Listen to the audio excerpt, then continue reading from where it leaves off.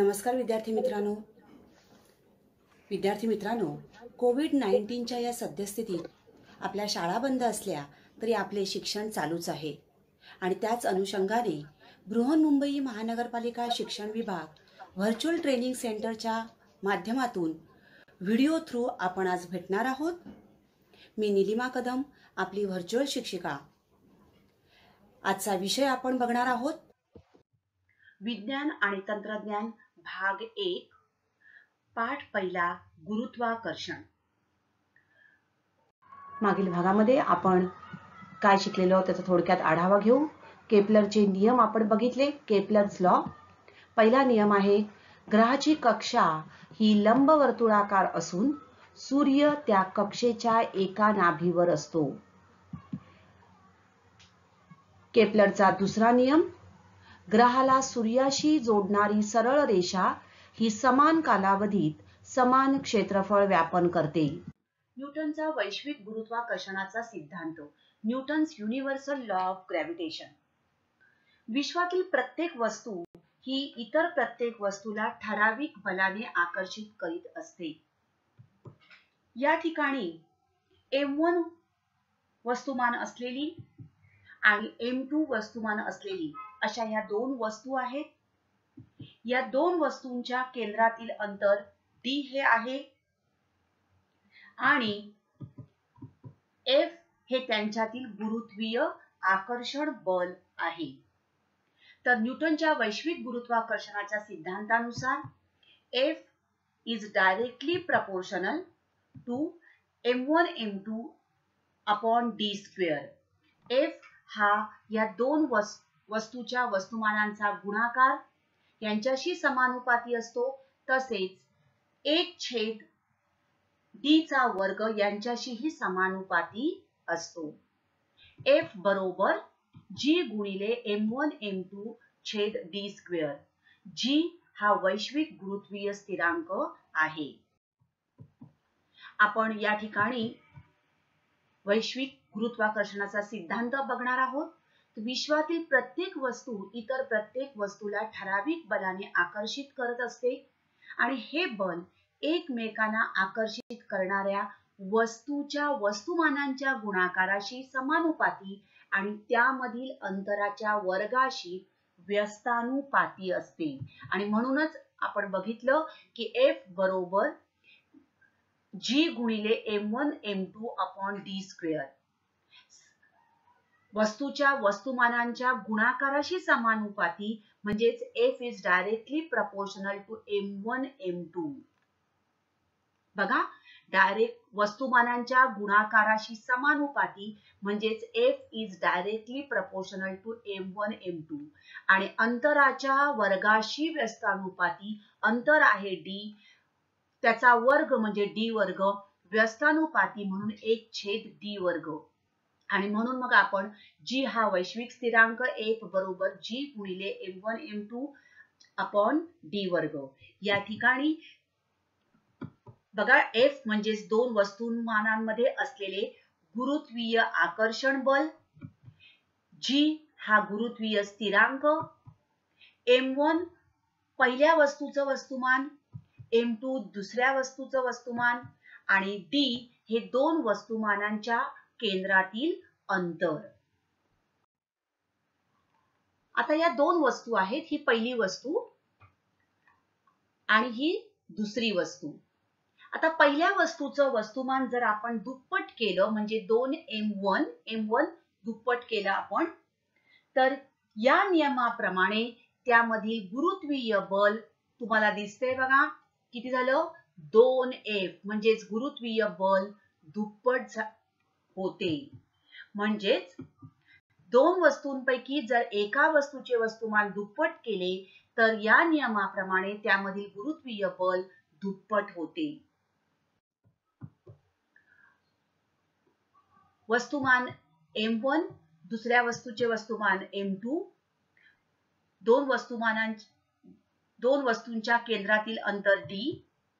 आता अंतर आपण जर दुप्पट केले तर काय होतं ते बघूया। जर अंतर दुप्पट केले तर त्या दोन वस्तूतील जे आकर्षण बल आहे ते 1/4 होणार आहे. म्हणजेच दोन वस्तूंमधील अंतर दुप्पट केले तर बल 1/4 होईल. The gravity is a force that acts between any two masses. प्रत्येक वस्तू इतर प्रत्येक वस्तूला ठराविक बलाने आकर्षित करत असते आणि हे the factors affect the gravitational attraction between objects, mass and distance. वस्तुमान आणि अंतर हे दोन घटक आहेत जे या गुरुत्वीय आकर्षणावर परिणाम करून आणतात. जर वस्तूचे वस्तुमान वाढवले तर त्यामधील गुरुत्वीय बल वाढते. The force of gravity acts between all objects. If mass increases, the force of gravity increases. आणि जर वस्तूंमधील अंतर वाढवले तर गुरुत्वीय बल कमी होते. If distance increases, the force of gravity decreases. आता दोन्ही वस्तू जर गोलाकृती असतील तर त्यामधील बल हे त्यांच्या, बघा दोन्ही वस्तू गोलाकृती आहेत तर त्यांचं जे बल आहे हे त्यांच्या केंद्रांना जोडणाऱ्या सरळ रेषेत असते आणि त्या केंद्रांना जोडणाऱ्या त्या रेषाखंडाची लांबी ही त्यामधील अंतर म्हणून धरली जाते. आता दोन वस्तू जर गोल नसतील किंवा नियमित आकाराच्या नसतील तर त्यांच्या वस्तुमान केंद्रांना जोडणाऱ्या रेषाखंडाच्या दिशेमध्ये हे बल असते आणि D साठी त्या रेषाखंडाची लांबी घेतली जाते. पृथ्वीचे गुरुत्वीय बल ही संकल्पना स्पष्ट करा. प्रश्न असा येऊ शकतो. तर थोडक्यात आपण कशा प्रकारे आपण यावर लिहू शकतो किंवा पृथ्वीचे गुरुत्वीय बल यावर टिपा लिहा. तर पृथ्वीच्या ठिकाणी असणारं गुरुत्वाकर्षण शक्ती, तर पृथ्वी प्रत्येक इतर वस्तूला आकर्षित करत असते आणि पृथ्वीच्या ठिकाणी असणाऱ्या गुरुत्वीय बलाने पृथ्वी या सर्व वस्तूंना स्वतःकडे आकर्षित करत असते. तर पृथ्वीचे वस्तुमान केंद्र हे तिच्या केंद्रबिंदूशी असल्याने ते गुरुत्वीय बल हे पृथ्वीच्या केंद्राच्या दिशेने असते आणि त्यामुळे आरंभी विराम अवस्थेत असलेली वस्तू क्षितिज लंब दिशेत सरळ खाली पडते. तसेच एखादी वस्तू क्षितिज लंब दिशेत सरळ वर फेकल्यास पृथ्वीच्या गुरुत्वीय बलामुळे तिचा वेग कमी होत जातो आणि काही काळाने हा वेग 0 होतो व त्याच बलामुळे वस्तू खाली पडते. तर अशा प्रकारे पृथ्वीचे गुरुत्वीय बल यावर आपण टिपा लिहू शकतो. आता हे जे जी आहे गुरुत्वीय त्वरण जे आहे या जीचे हे मूल्य कोणकोणत्या घटकांवर अवलंबून असते ते सांगा. जीचे मूल्य, तर जीचे मूल्य खालील घटकांवर अवलंबून असते. एक म्हणजे पृथ्वीच्या पृष्ठभागापासूनची उंची. तर जीचं मूल्य पृथ्वीच्या पृष्ठभागाच्या उंचीवर अवलंबून असतं. पृथ्वीच्या पृष्ठभागापासून जसजसे उंच जावे तसतसे या जीचे मूल्य कमी कमी होत जाते आणि पृथ्वीच्या पृष्ठभागावर जीचे मूल्य सर्वाधिक असते. पृथ्वीच्या पृष्ठभागापासूनची खोली, पृथ्वीच्या पृष्ठभागापासूनच्या खोलीवरही अवलंबून असते. पृथ्वीच्या आत जात असताना या जीचे मूल्य सतत बदलत राहते. म्हणजेच वस्तू पृथ्वीच्या केंद्राच्या जवळ गेल्यावर वस्तूवर गुरुत्वीय बल प्रयुक्त करणारा पृथ्वीचा भाग जो आहे तो कमी होतो. त्यामुळे आत जाताना जीचे मूल्य कमी कमी होत जाते. आणि तिसरा घटक आहे पृथ्वीचा आकार. पृथ्वीच्या पृष्ठभागावरील सर्व ठिकाणी जीचे मूल्य समान असणार नाही, कारण पृथ्वीचा आकार हा पूर्णपणे गोलाकार नाही आणि म्हणून तिच्या पृष्ठभागावरील वेगवेगळ्या बिंदूंचे पृथ्वीच्या केंद्रापासूनचे अंतर त्या बिंदूच्या स्थानानुसार बदलत जाते आणि पृथ्वीची त्रिज्या ही ध्रुवाजवळ कमी तर विषुववृत्तावर जास्त आहे आणि म्हणूनच जी चे मूल्य ध्रुवावर सर्वात जास्त आणि विषुववृत्ताकडे जात असताना कमी कमी होत जाते, त्यामुळे ते विषुववृत्तावर जी चे मूल्य सर्वात कमी म्हणजेच 9.78 मीटर प्रति सेकंद वर्ग इतके आहे. तर विषुववृत्तावर जी चे मूल्य सर्वात कमी म्हणजेच 9.78 मीटर प्रति सेकंद वर्ग इतके आहे. नेक्स्ट कॉन्सेप्ट एस्केप व्हेलॉसिटी, मुक्ती वेग. आता मुक्ती वेग म्हणजे काय? ज्या वेळेला आपण एखादी वस्तू वर फेकतो तेव्हा वर फेकल्यानंतर त्या वस्तूचा वेग कमी होत जातो. हे पृथ्वीच्या गुरुत्वाकर्षणामुळे होतं, आपण बघितलं. आणि एका विशिष्ट उंचीवर गेल्यानंतर त्या वस्तूचा वेग 0 होतो आणि वेग 0 झाल्यानंतर ती वस्तू पुन्हा काय होते? पृथ्वीकडे येऊ लागते. म्हणजे प्रत्येक वस्तू जेव्हा आपण फेकतो तेव्हा त्या वस्तू किती उंचावर जाणार आहे, म्हणजेच त्याची कमाल उंची ही त्याच्या आरंभीच्या वेगावर अवलंबून असते. आता एस्केप व्हेलॉसिटी म्हणजे काय? बऱ्याच वेळा तुम्ही बघितलं असेल, उपग्रह जेव्हा अवकाशात सोडले जातात तेव्हा ते अशा प्रकारे पृथ्वीच्या गुरुत्वाकर्षण शक्तीच्या बाहेर त्यांना न्यावं लागतं आणि त्यानंतर ते अवकाशामध्ये जाऊन स्थिरावतात. मग वर फेकलेली एखादी वस्तू या गुरुत्वाकर्षण शक्तीपासून मुक्त करणं आवश्यक आहे. तर अशा प्रकारे हे ग्रह वर जातात. तर मुक्ती वेग म्हणजे काय?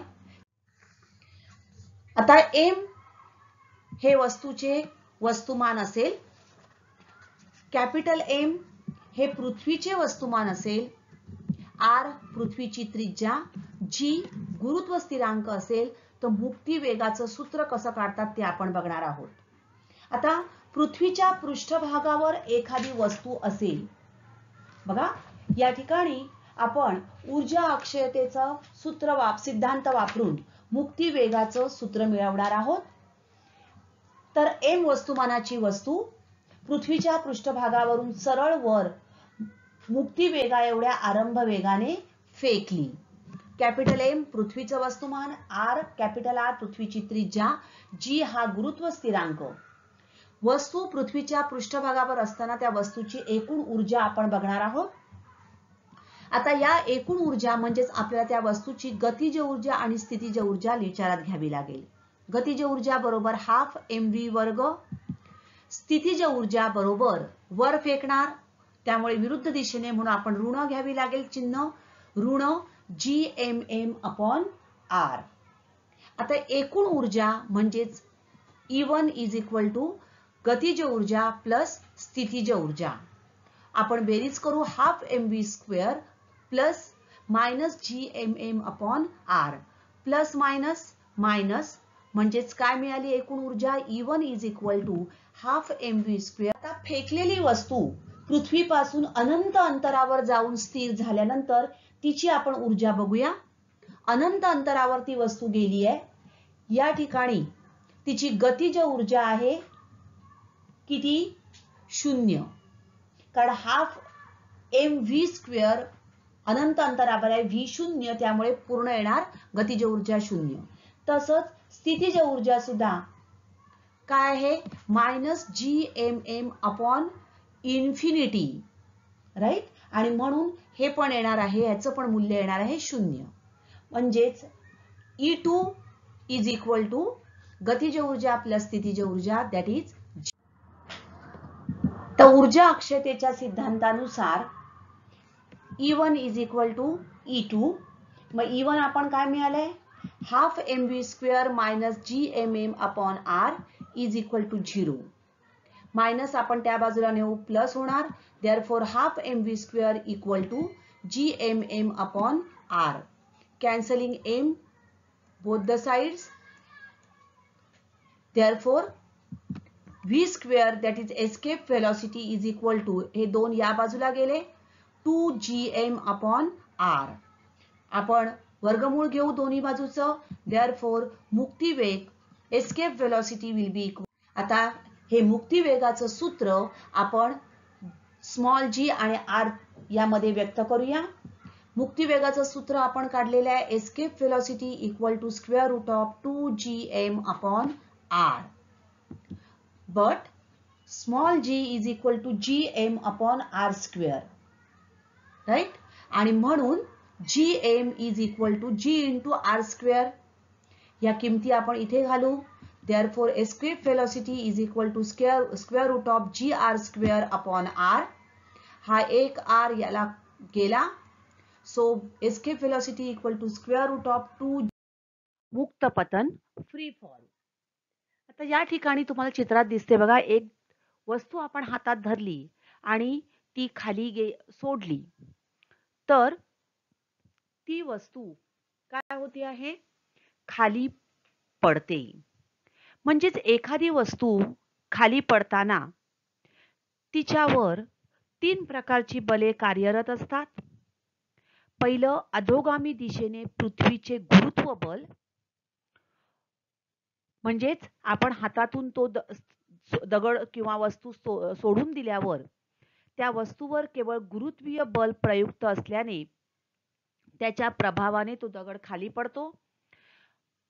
दुसरं आहे ऊर्ध्वगामी दिशेने हवेचे प्लावक बल आणि तिसरं वस्तूच्या वेगाच्या विरुद्ध दिशेने हवेचे घर्षण बल. आता विशिष्ट परिस्थितीत हे प्लावक बल व घर्षण बल ही गुरुत्व बलाच्या तुलनेत नगण्य असतात आणि अशा वेळी वस्तू जवळजवळ एकसमान त्वरणाने खाली पडते. म्हणजेच एखादी वस्तू केवळ गुरुत्वीय बलाच्या प्रभावाने गतिमान असेल तर त्या गतीला मुक्त पतन असे म्हणतात. मुक्त पतनात वस्तूचा जमिनीवर पडतानाचा वेग व त्यास लागणारा कालावधी आपण न्यूटनची समीकरणे वापरून काढू शकतो. तर मुक्त पतनासाठी त्वरण हे g असते व आरंभीचा वेग u बरोबर 0 असतो आणि त्यानुसार ही समीकरणे खालीलप्रमाणे आहेत. बघा, गतीची सर्वसामान्य समीकरण आपण इयत्ता 9वी मध्ये शिकलेलो आहोत. v पहिलं समीकरण आहे v is equal to u plus at, पण या ठिकाणी आरंभीचा वेग 0 त्यामुळे v is equal to gt. g त्वरण या ठिकाणी g घेतलेला आहे. दुसरं s is equal to ut plus half at square. या ठिकाणी मुक्त पतनासाठी उंची h is equal to ut plus half gt square. त्यानंतर v square is equal to u square plus 2as. तर मुक्त पतनासाठी v square equal to 2gh. आरंभीचा वेग 0 असेल तर v square equal to 2gh. तर अशा प्रकारे ही समीकरण आपल्याला मिळतात. चंद्राचे वस्तुमान व त्रिज्या अनुक्रमे 7.34 गुणिले 1022 किलोग्रॅम व 1.74 इंटू 10⁶ मीटर आहे. तर चंद्रावरील मुक्तिवेग काढा. दिलेल्या गोष्टी लिहून घेऊ. m वस्तुमान दिलंय, r त्रिज्या दिलेली आहे, आपल्याला g 6.67 इंटू 10⁻11. मुक्तिवेग बरोबर किती? सूत्र लिहून घ्या. मुक्तिवेग escape velocity equal to 2gm upon r. किमती घालूया. वर्गमुळात 2 इंटू 6.67 g ची किंमत into 10⁻11, m into 7.34 into 10⁻22 upon r. r ची किंमत 1.74 इंटू 10⁻6. हे सोडविल्यानंतर आपल्याला मिळेल 2.36. एक वर फेकलेली वस्तू 500 मीटर उंचीपर्यंत जाते. तिचा आरंभीचा वेग किती असेल? त्या वस्तूस वर जाऊन परत खाली येण्यास किती वेळ लागेल? जी बरोबर दिले 10 मीटर प्रति सेकंद वर्ग. आता या ठिकाणी उंची दिलेली आहे म्हणजेच h बरोबर 500 मीटर. जी ची किंमत दिली आहे 10 मीटर प्रति सेकंद वर्ग. आता ही वस्तू वर फेकली आणि 500 मीटर उंचीपर्यंत जाते म्हणजेच तिचा अंतिम वेग आहे 0 मीटर प्रति सेकंद. आता आपल्याला आरंभीचा वेग विचारलेला आहे म्हणजेच u बरोबर किती आणि पुढे विचारलंय त्या वस्तूस वर जाऊन परत खाली येण्यास किती वेळ लागेल म्हणजेच आपल्याला वेळ t बरोबर किती हे काढायचं आहे. आता वस्तू वर जाताना म्हणजेच आपल्याला सूत्र वापरावं लागेल v वर्ग बरोबर u वर्ग अधिक 2as. आता ही वस्तू वर जाणार आहे म्हणजे विरुद्ध दिशेने म्हणजेच आपल्याला g ची किंमत या ठिकाणी a इक्वल टू g म्हणजे मायनस घ्यावा लागेल आणि अंतिम वेग आहे 0 म्हणून 0 बरोबर u वर्ग अधिक 2 गुणिले ऋण gh. ओके. आता ऋण चिन्ह त्या बाजूला आपण गेलं म्हणजे आपल्याला मिळालं u वर्ग बरोबर 2gh. आपल्याला आरंभीचा वेग u काढायचा आहे. g ची किंमत दिलेली आहे, h आपल्याकडे आहे. आपण किमती घालूया. u वर्ग बरोबर 2 गुणिले 10 गुणिले 500 बरोबर म्हणजेच किती आलं 10,000 मीटर प्रति सेकंद वर्ग. आता u वर्ग मिळालाय म्हणून आपण त्याचं वर्गमूळ घेणार आहोत म्हणून u बरोबर 100 मीटर प्रति सेकंद. हे आपल्याला काय मिळालं आरंभीचा वेग. ओके. u बरोबर 100 मीटर प्रति सेकंद हा झाला वस्तूचा आरंभीचा वेग. आता आपल्याला पुढे काढायचे लागणारा वेळ. वस्तू वर जाऊन परत खाली येण्यास किती वेळ लागेल. अंतिम वेग बरोबर v बरोबर u अधिक at. आता ही वस्तू परत येणार आहे म्हणजे या ठिकाणी आपल्याला a बरोबर मायनस घ्यावं लागणार आहे. सो अंतिम वेग आहे 0. 0 बरोबर u minus gt. therefore u is equal to gt. आता या ठिकाणी u ची किंमत आहे 100, g आहे 10 आणि t आपल्याला काढायचे आहे म्हणून 100 मीटर प्रति सेकंद बरोबर 10 मीटर प्रति सेकंद वर्ग इंटू t. आपण पक्षांतर करू. 100 भागिले 10 बरोबर t. 10 100 म्हणजेच t बरोबर 10 सेकंद. आता t म्हणजेच काय तर वस्तू वर जाण्यास लागणारा वेळ हा आहे 10 सेकंद. आता वस्तू वर जायला 10 सेकंद तेवढाच वेळ ती खाली येणार लागणार आहे म्हणजेच वस्तू खाली येण्यास लागणारा वेळ सुद्धा 10 सेकंद. आपल्याला काय विचारलंय वस्तू वर जाऊन परत खाली येण्यास किती वेळ लागेल आणि म्हणून वस्तू वर जाऊन परत खाली येण्यास लागणारा वेळ जाण्यास 10 सेकंद परत खाली येण्यास 10 सेकंद म्हणजे 10 अधिक 10 बरोबर 20 सेकंद म्हणजेच वस्तू वर जाऊन परत खाली येण्यास 20 सेकंद लागतील.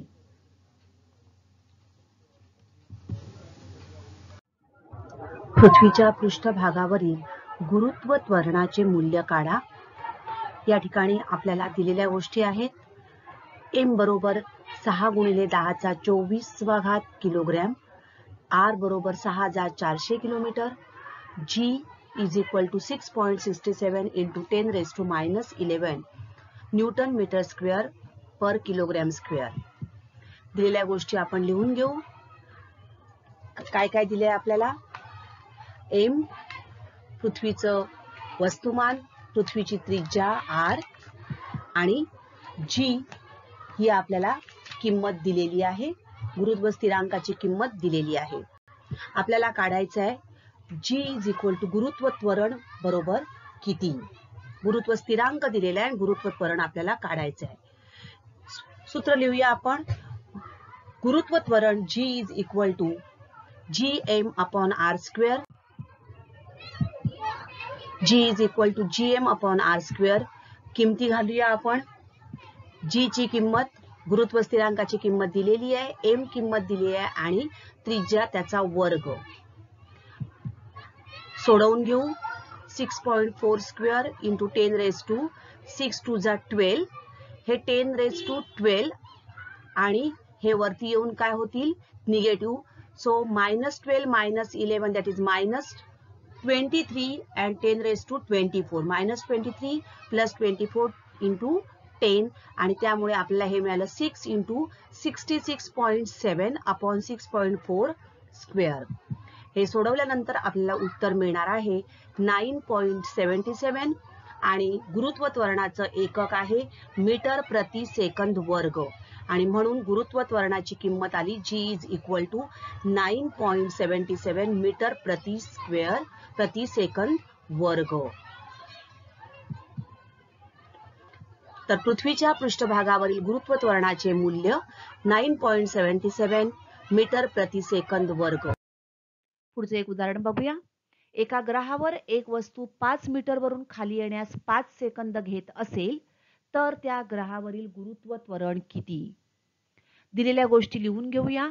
आरंभीचा वेग u बरोबर 0, s बरोबर 5 मीटर आणि t बरोबर 5 सेकंद. आपल्याला काढायचे g बरोबर किती. आता आपल्याला या ठिकाणी समीकरण घ्यावं लागेल. s बरोबर हाफ gt वर्ग, कारण u आहे 0 बरोबर.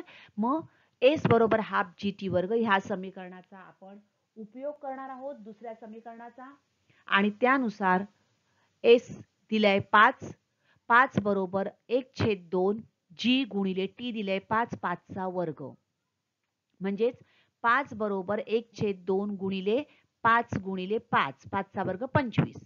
आपण पक्षांतर करू म्हणून g बरोबर हे 2 या बाजूला गेल्यावर गुणाकार होतील तर 5 गुणिले 2 भागिले 5 गुणिले 5. 5 ला 5 cancel. 2/5 g is equal to 2/5 आणि म्हणजेच ते किती आलं 0.4 मीटर प्रति सेकंद वर्ग. म्हणजेच त्या ग्रहावरील गुरुत्व त्वरण 0.4 मीटर प्रति सेकंद वर्ग इतकं असेल. उदाहरणं योग्य समीकरण वापरून सोडवायची आहेत आणि उदाहरणं सोडविल्यानंतर त्याला एकक जरूर लिहिणं आवश्यक आहे. तो त्वरण असेल तर त्याचं एकक, उंची असेल तर त्याचं एकक किंवा वेग असेल तर त्याचं एकक हे लक्षात घेऊन त्याप्रमाणे योग्य एकक लिहिणं अत्यंत आवश्यक आहे. तर जमिनीपासून 19.6 मीटर उंचीवरून सोडलेल्या वस्तूचा वेग जमिनीला टेकण्याच्या क्षणाला किती असेल. आता उदाहरणाचं तुम्ही निरीक्षण केलं तर तुम्हाला लक्षात येईल फक्त आपल्याला उंची दिलेली आहे म्हणजेच h बरोबर s बरोबर 19.6 मीटर. ओके. g ची किंमत गुरुत्व त्वरणाची किंमत आहे 9.8 मीटर प्रति सेकंद वर्ग. आता ही ठराविक उंचीवरून सोडलेली वस्तू साहजिकच u बरोबर आहे 0 मीटर प्रति सेकंद. जमिनीला टेकण्याच्या क्षणाला त्या वस्तूचा वेग काढायचा आहे म्हणजेच या ठिकाणी आपल्याला v ची किंमत काढायची आहे. v बरोबर किती. आपण सूत्र वापरणार आहोत. कोणतं सूत्र येईल. Yes, v square equal to u square plus 2as. u ची किंमत 0 आहे म्हणजेच v square equal to 0 plus 2gs. v square equal to 2 into g ची किंमत 9.8 इंटू s 19.6. आता या ठिकाणी हे आहेत मीटर प्रति सेकंद वर्ग आणि 19.6 मीटर हे आहेत. ओके. आता 2 इंटू 9.8 करून बघूया आपण. 9.8 into 2. So this will be equal to 2 8 जा 16 carry 1 2 9 जा 18 plus 1 19.6 म्हणजेच v square equal to 19.6 into 9.6 metre प्रति सेकंड स्क्वेअर इंटू मीटर म्हणजे metre square upon second square, right. म्हणजेच या ठिकाणी आपल्याला काय मिळालं बघा, v square is equal to 19.6 metre per second whole square. दोन्ही बाजूचं वर्गमूळ घेऊ म्हणून v बरोबर 19.6 मीटर पर सेकंद. म्हणजेच त्या वस्तूचा जमिनीला टेकण्याच्या क्षणाला वेग असेल 19.6 मीटर प्रति सेकंद.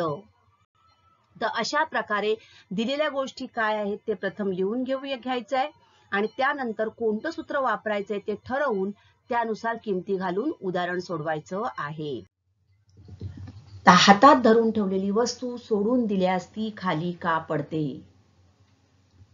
बघा, वस्तू हातात आपण जेव्हा धरून ठेवतो त्यावेळेला वस्तूवरील पृथ्वीचे गुरुत्वीय बल वस्तू हातात धरणाऱ्या व्यक्तीने विरुद्ध दिशेने समान परिमाणाचे बल लावून त्याला संतुलित केलेले असते. या ठिकाणी त्या बलावर काय आहे, वस्तूवरील पृथ्वीचं गुरुत्वीय बल आहे. तसंच ती वस्तू हातात धरणाऱ्या व्यक्तीने सुद्धा काय केलं असतं, वस्तू वर धरलेली असते त्यामुळे विरुद्ध दिशेने समान परिमाणाचं बल लावलं जातं. अशा प्रकारे हे गुरुत्वीय बल आणि त्या वस्तू धरणाऱ्या व्यक्तीने लावलेलं बल ही या बलामुळे ती वस्तू संतुलित झालेली असते. आपण जेव्हा वस्तू हातातून सोडून देतो त्यावेळी त्यावर केवळ गुरुत्वीय बल प्रयुक्त होत असल्याने गुरुत्वीय बलाच्या प्रभावाने ती वस्तू खाली पडते. फरक स्पष्ट करा. गुरुत्व स्थिरांक व गुरुत्व त्वरण आपण लिहून घेऊया. गुरुत्व स्थिरांक व गुरुत्व त्वरण. आता गुरुत्व स्थिरांक म्हणजे काय, पहिले व्याख्या लिहा. एकक वस्तुमानांच्या दोन वस्तूंमधील अंतर 1 एकक असल्यास त्यांच्यातील गुरुत्व बलाचे मूल्य गुरुत्व स्थिरांका एवढे असते. आणि गुरुत्व त्वरण म्हणजेच पृथ्वीच्या गुरुत्वीय बलामुळे वस्तूचे जे त्वरण घडून येते या त्वरणाला गुरुत्व त्वरण असे म्हणतात. आता गुरुत्व स्थिरांकाचं मूल्य विश्वात सगळीकडे सारखे असते, मात्र गुरुत्व त्वरणाचे मूल्य स्थानानुसार बदलते. गुरुत्व स्थिरांकाला परिमाण असते पण दिशा नसते. त्वरणाला परिमाण व दिशा दोन्ही असतात. एसआय पद्धतीतील गुरुत्व स्थिरांकाचे एकक न्यूटन मीटर वर्ग प्रति किलोग्रॅम वर्ग आहे, तर एसआय पद्धतीत गुरुत्व त्वरणाचे एकक मीटर प्रति सेकंद वर्ग आहे. स्पष्ट करा. मुक्तिवेग. काही संकल्पना आपल्याला स्पष्ट करायला जेव्हा सांगितल्या जातात त्यावेळेला शास्त्रीय दृष्ट्या त्यांचं स्पष्टीकरण करणं आवश्यक असतं.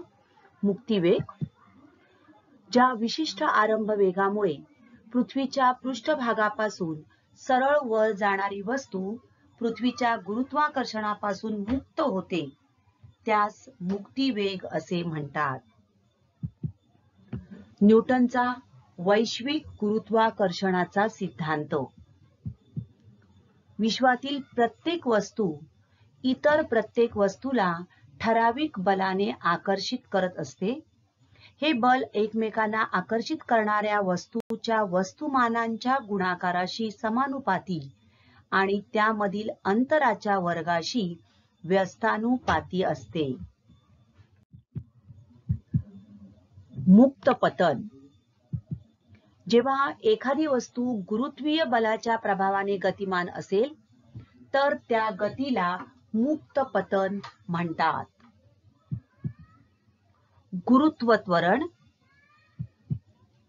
पृथ्वीच्या गुरुत्वीय बलामुळे वस्तूचे जे त्वरण होते त्यास पृथ्वीचे गुरुत्व त्वरण असे म्हणतात. अभिकेंद्री बल. वर्तुळाकार कक्षेत फिरणाऱ्या कोणत्याही वस्तूवर वर्तुळाच्या केंद्राच्या दिशेने बल प्रयुक्त होत असते. या बलास अभिकेंद्री बल असे म्हणतात. गुरुत्वीय स्थितीज ऊर्जा. वस्तू व पृथ्वी यामधील गुरुत्वाकर्षणाच्या बलामुळे वस्तूत जी ऊर्जा सामावलेली असते तिला गुरुत्वीय स्थितीज ऊर्जा असे म्हणतात. तुम्ही YouTube वर मोबाईल मध्ये पाहू शकता. त्याचप्रमाणे तुमचा मोबाईलचा स्क्रीन फुल स्क्रीन करून हा व्हिडिओ तुम्ही अगदी व्यवस्थित पाहू शकणार आहात. आणि त्यासाठी तुम्हाला काय करायचं आहे? VTC मराठी या चॅनेलवर तुम्ही विविध विषयांचे हे पाठ व्हिडिओच्या माध्यमातून पाहू शकाल. हे पाठ तुम्हाला कसे वाटले हे सांगण्यासाठी तुम्हाला प्रत्येक व्हिडिओच्या खाली एक लिंक दिलेली आहे. ती लिंक ओपन करा. या लिंकला टच करा आणि त्यामध्ये आपला अभिप्राय जरूर नोंदवा. आणि हो, त्याचबरोबर प्रत्येक व्हिडिओच्या खाली असलेल्या डिस्क्रिप्शन बॉक्स मध्ये काही प्रश्न दिलेले आहेत. या प्रश्नांची उत्तरे तुम्ही तुमच्या वहीत लिहायची आहेत. आणि लॅपटॉप किंवा डेस्कटॉप वरही तुम्ही हे व्हिडिओ पाहू शकणार आहात. त्यासाठी BMC VTC मराठी या चॅनेलमध्ये तुम्हाला विविध विषयांचे विविध इयत्तांचे पाठ बघायला मिळू शकतील. आणि म्हणूनच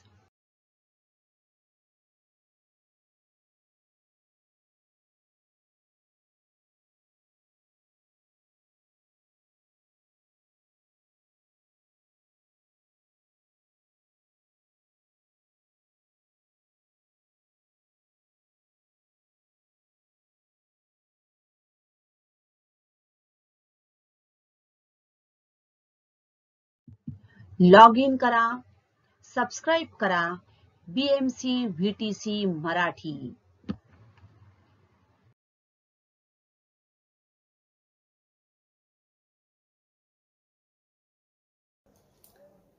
तर विद्यार्थी मित्रांनो, आता आपण इथेच थांबणार आहोत. अशाच काही सुंदर सुंदर व्हिडिओ सहित पुन्हा भेटणार आहोत पुढच्या भागात. तोपर्यंत थँक यू. घरी राहा, सुरक्षित राहा.